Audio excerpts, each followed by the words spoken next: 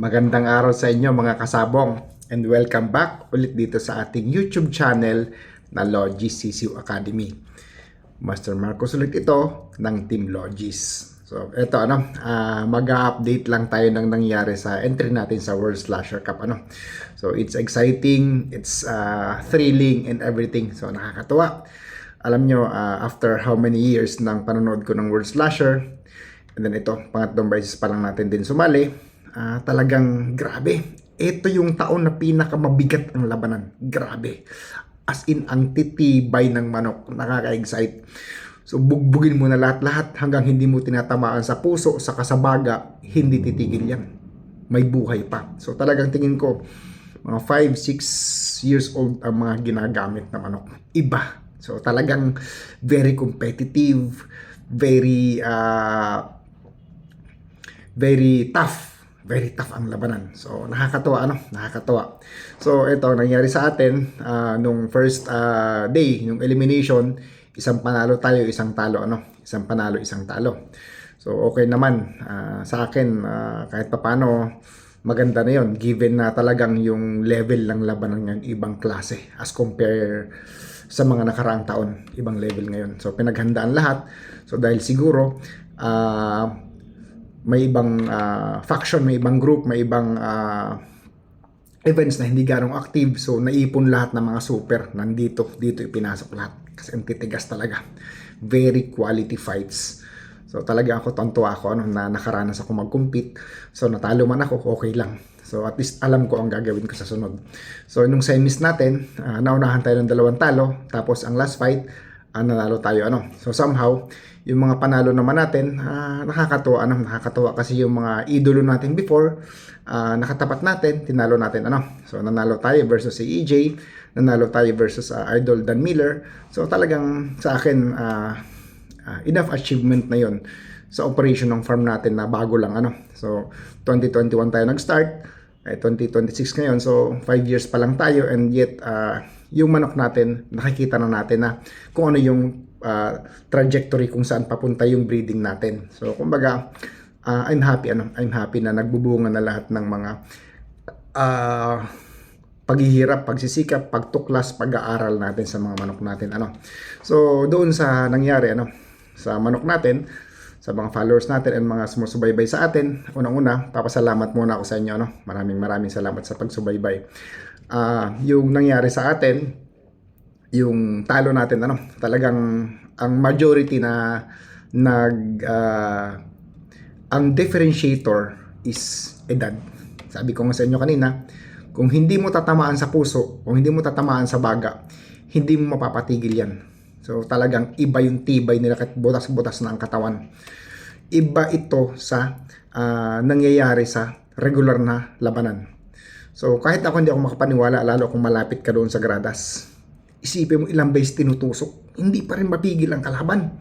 So hindi lang naman to sa akin, kundi sa ibang mga manok. Kasi grabe, ang gagaling talaga. Grabe. So sabi ko, ibang klase mga halimaw ang mga naglaban dito sa ngayon. Pero yun nga, on my part, either you win or you learn. Ganun lang naman yun eh. Either way, win-win situation to. Kasi may natutunan kay.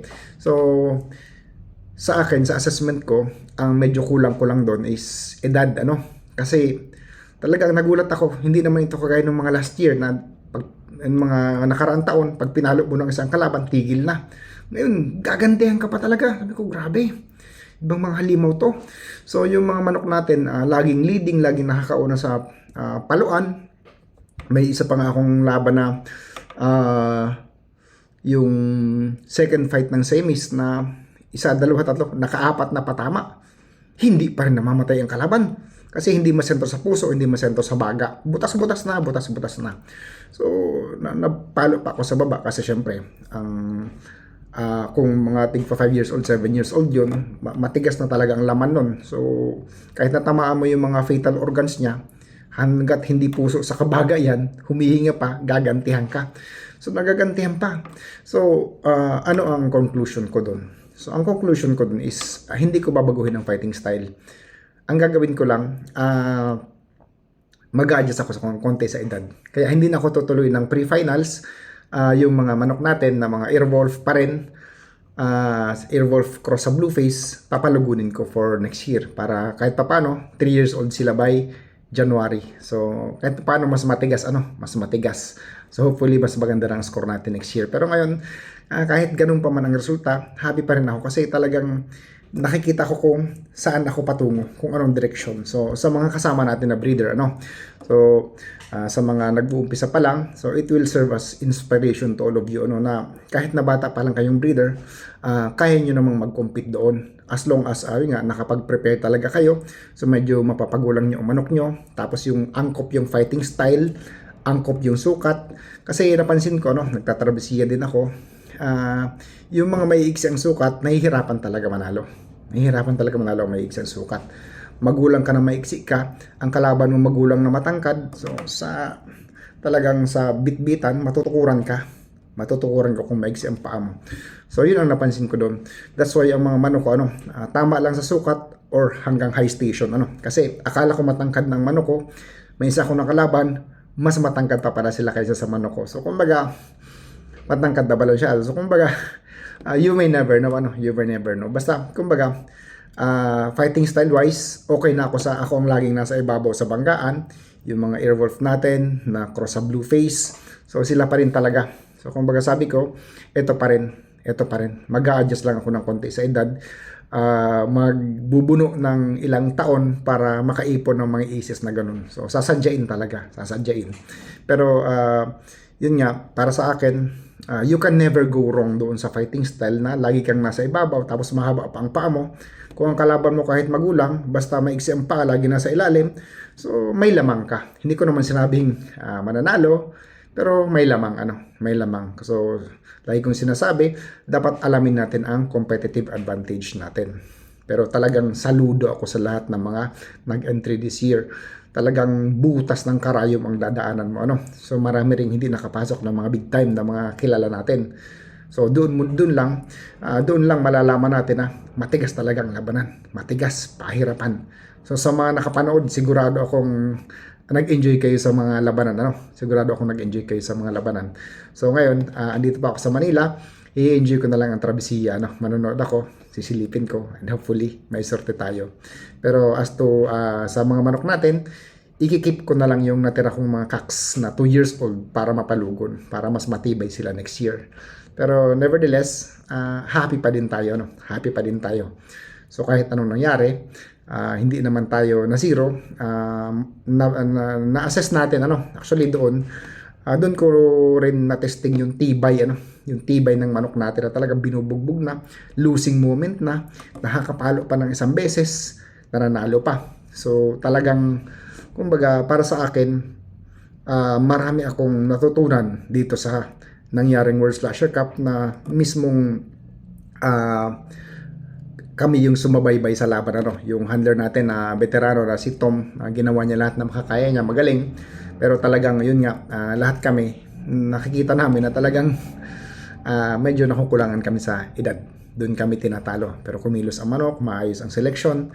Kumbaga, yun na lang, yun ang missing factor, and we will come back stronger, So sa mga financer natin, kay Sir Ruel Facundo, kay Sir Rogie Humalon, at saka sa iba pang financer natin at sa team ng CCU Academy, maraming salamat sa pagsuporta, at sa mga followers natin, maraming salamat, So hopefully next year mas ma-improve natin, mas ma-improve natin, mas maaral natin, and mas malapit sa atin ang swerte, kasi talagang katakot-takot na sorte ang kailangan mo para manalo sa labanan ngayon. So sa mga hindi po ba nakakapunta sa World Slasher, manood kayo ng Grand Finals. Exciting to.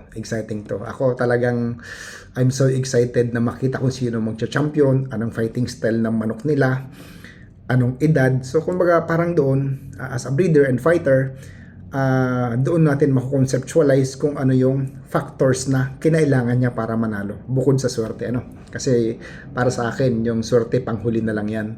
So kailangan unang-una magaling ang manok, kailangan magsama-sama kasi ang mga factors para manalo ka, para mag-champion. So unang-una magaling ang manok, maayos ang bloodline, pangalawa maayos ang pagkahanda, pangatlo maayos ang tari, tapos pang-apat may swerte.